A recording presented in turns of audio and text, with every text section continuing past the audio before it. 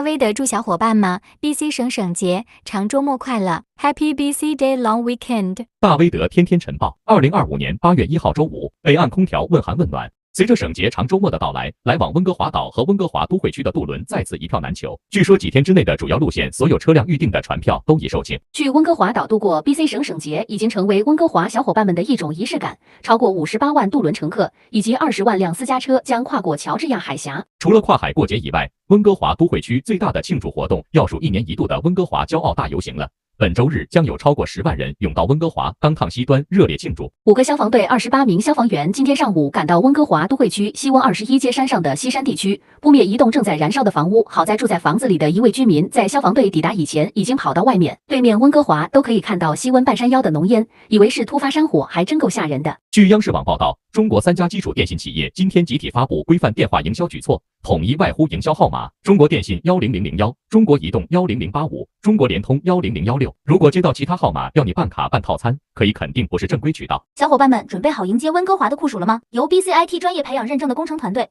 为您量身定制惬意舒适的空调解决方案。今天就拨打电话2368637766，预约一个清凉的夏天了。大威德天天晨报由大威德登山队社团和德国 PM 全校营养素 Niki 团队特别支持播出。